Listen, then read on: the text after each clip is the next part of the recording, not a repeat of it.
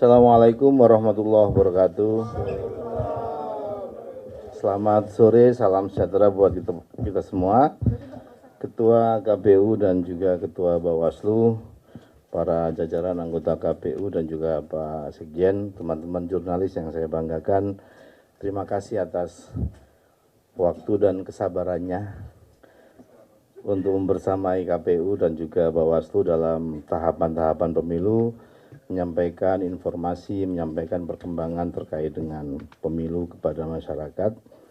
Pada hari ini tidak seperti biasanya, berasa spesial ini karena KPU dan Bawaslu mau menyampaikan beberapa hal tentu berkaitan dengan kebijakan dan juga perkembangan tahapan pemilu dari sisi KPU dan dari sisi Bawaslu. Nanti akan menyampaikan dari sisi KPU Pak Ketua KPU Republik Indonesia Mas Hasyim Asy'ari, kemudian dari Bawaslu Mas Rahmat Bagja akan menyampaikan beberapa hal dari perspektif Bawaslu.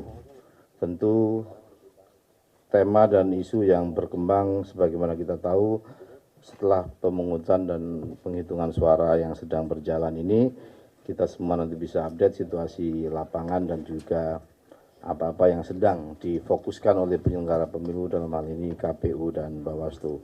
Untuk selanjutnya saya persilahkan secara bergantian Mas Hasyim menyampaikan dulu dari perspektif KPU, kemudian selanjutnya Mas Rahmat Bagja dari perspektif Bawaslu, perkembangan situasi pasca pemungutan dan penghitungan suara pemilu 2024 pada hari ini. Dipersilakan Mas Ketua.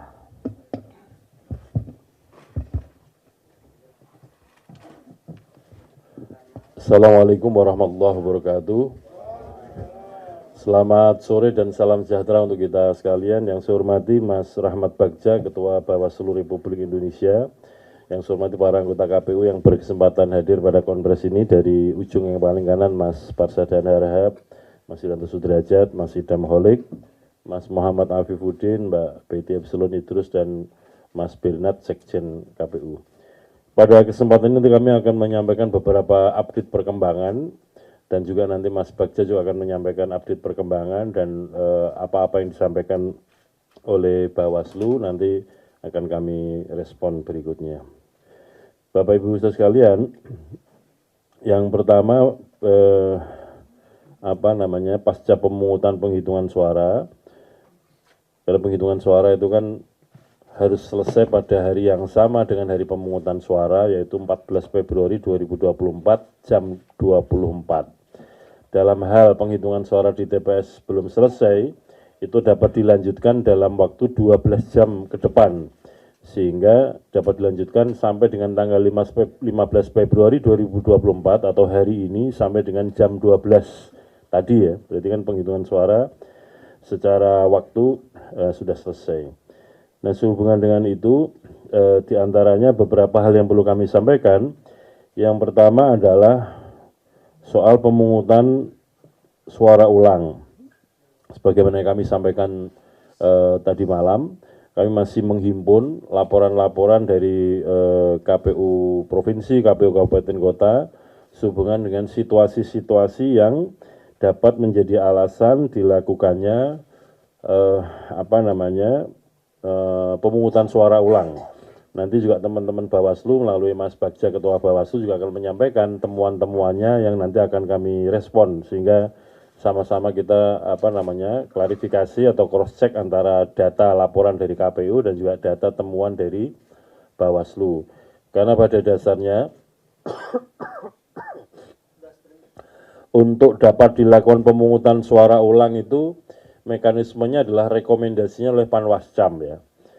Panwascam yang bekerja, ruang lingkupnya ada TPS yang potensial dilakukan pemungutan suara ulang.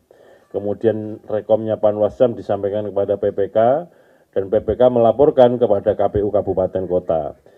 Menurut Undang-Undang Pemilu, pemungutan suara ulang itu yang memutuskan perlu atau tidaknya itu adalah KPU Kabupaten Kota. Tentu saja bisa karena penilaiannya sendiri, bisa juga karena rekomnya Bawaslu. Misalkan sebagai contoh ya, ada laporan dari KPU NTB misalkan, proses penghitungan suara begitu calonnya ada yang kalah, caleg ya, kemudian timnya ngamuk dan kemudian merusak situasi yang ada di situ. Itu hanya kan dokumen-dokumen yang entah surat suara, kemudian formulir menjadi problem, sehingga hal seperti ini juga sangat mungkin dilakukan pemungutan suara ulang. Tapi kalau memang dokumennya ada dan kemudian diakui oleh saksi-saksi yang lain, tentu itu kita anggap sah dan kemudian dilanjutkan dengan rekapitulasi di tingkat kecamatan. Kemudian yang kedua, soal pemungutan penghitungan suara pemilu 2024 khususnya yang dilaksanakan oleh PPLN, Panitia Pemilihan Luar Negeri Kuala Lumpur. Saudara sekalian, pemungutan suara atau pemilu di luar negeri itu dilaksanakan oleh panitia pemilihan di luar negeri. Ada 128 perwakilan PPLN. Untuk di Malaysia sendiri itu ada 6 PPLN.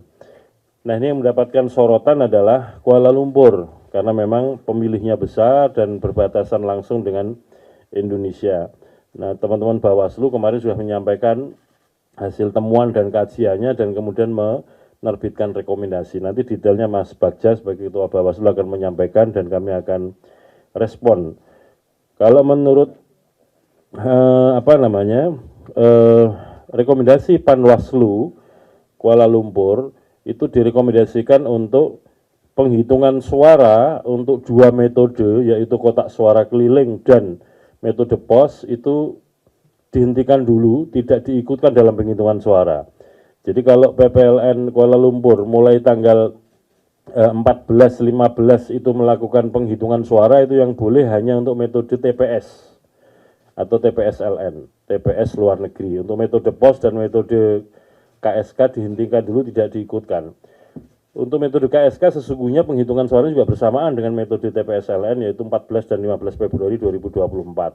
Nah, untuk metode pos itu jadwalnya dihitung untuk metode pos 15 sampai 22 Februari. Sekali lagi untuk 2 metode itu dihentikan dulu, tidak diikutkan karena ada temuan-temuan yang sebenarnya KPU sendiri sudah mengetahui ada situasi yang secara prosedural dan kebetulan apa yang jadi yang diketahui oleh KPU dan juga ditemukan Bawaslu ini sinkron, sehingga kemudian nanti situasinya potensial untuk metode pos dan metode KSK kotak suara keliling khusus di Kuala Lumpur akan dilakukan pemungutan suara ulang. Detail-detail dan kemudian mekanismenya kami di KPU Pusat akan mempersiapkan segala sesuatunya, tentu saja nanti berkoordinasi dengan Bawaslu.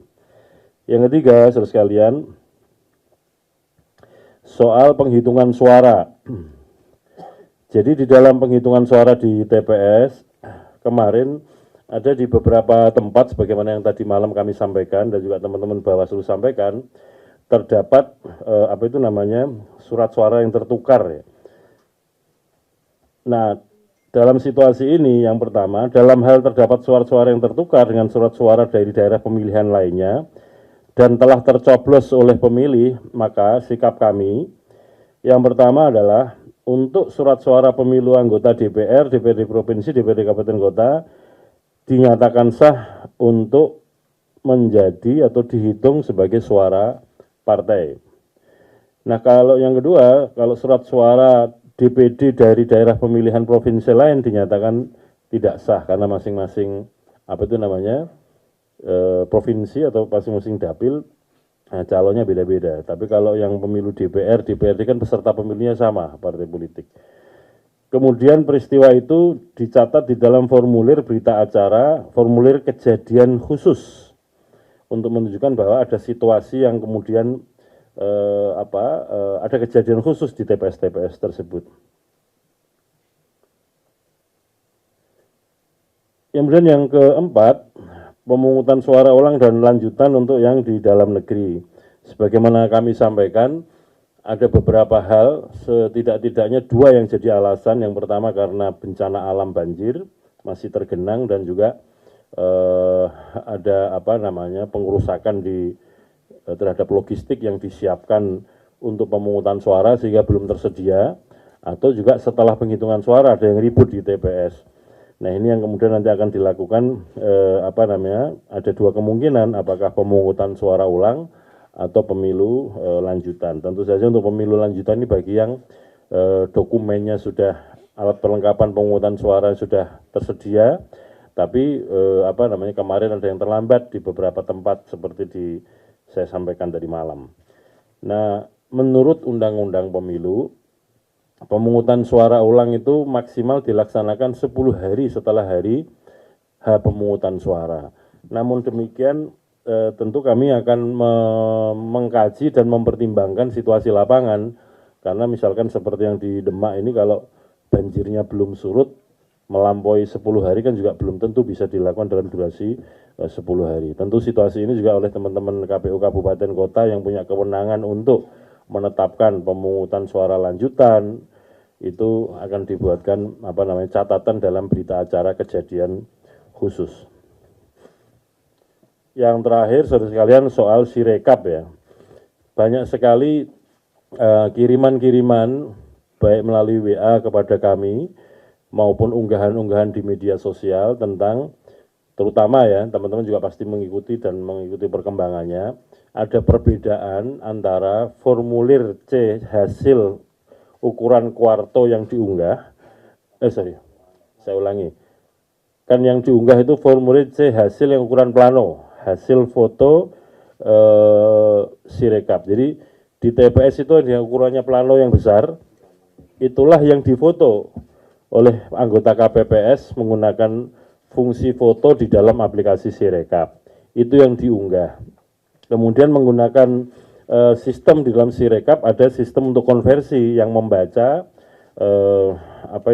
membaca formulir tersebut dan kemudian secara otomatis akan muncul angka hitungannya.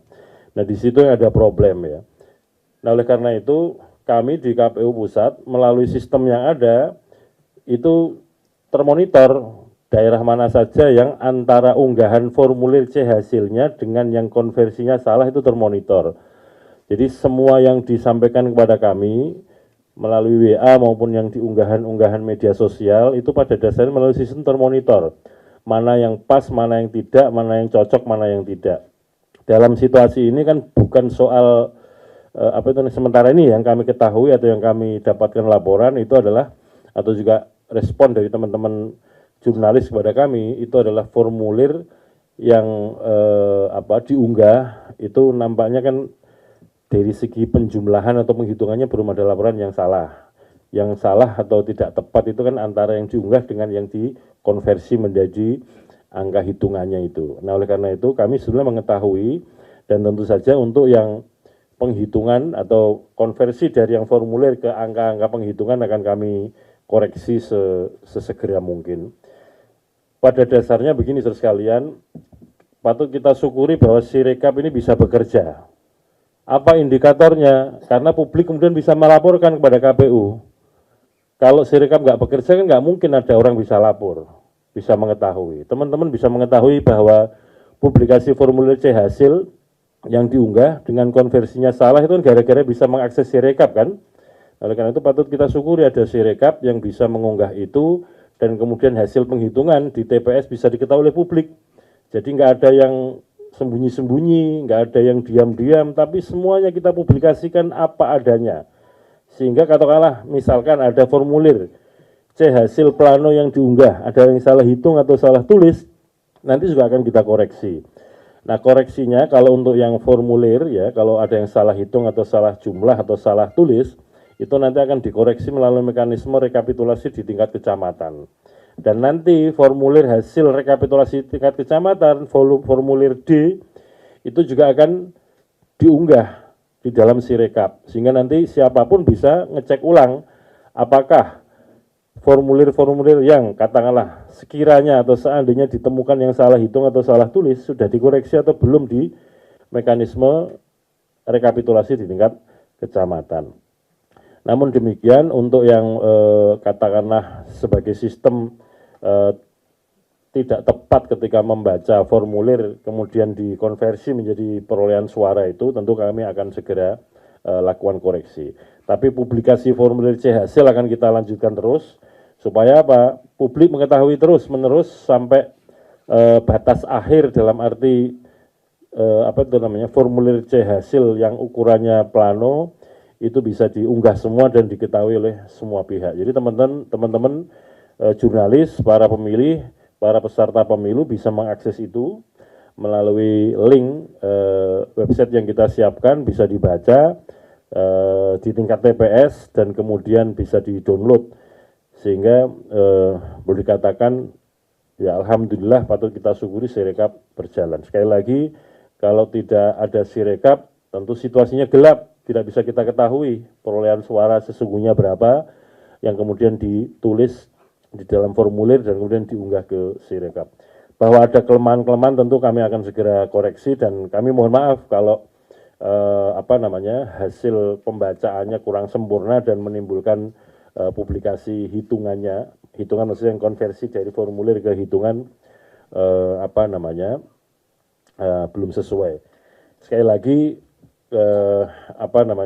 pada intinya kami ini di KPU masih manusia-manusia biasa yang sangat mungkin salah, tapi kami pastikan kalau yang salah-salah pasti akan dikoreksi. Yang paling penting KPU ini nggak boleh bohong dan harus ngomong jujur, itu aja yang paling penting. Dan sekali lagi siapapun teman-teman jurnalis, pemilih, masyarakat luas komplain soal ini karena apa? Sekali lagi, karena bisa membaca Sirekap, bisa mengakses Sirekap. Kalau tidak ada Sirekap, ya nggak mungkin bisa tahu publikasi formulir-formulir di tingkat TPS tersebut. Setidak-tidaknya sampai dengan sekarang,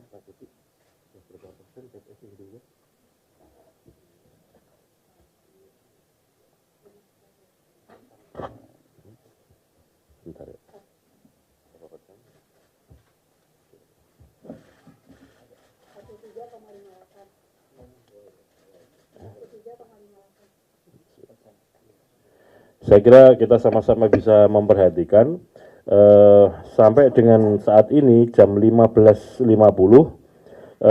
untuk publikasi Sirekap terhitung sampai 15 Februari 2024 jam 15.30 23 detik progresnya adalah yang sudah diunggah 358.775 TPS dari total TPS 823.236. Saya ulangi lagi, yang sudah diunggah 358.775 dari 823.236 TPS atau setara dengan 43,58%. Jadi pada prinsipnya unggahan formulir C hasil plano yang ada di TPS tetap kita lanjutkan melalui Sirekap. Hanya saja nanti untuk yang konversi-konversi yang kebetulan sistem membacanya kurang akurat atau kurang tepat nanti akan kita lakukan koreksi supaya sesuai dengan apa yang formulir yang diunggah.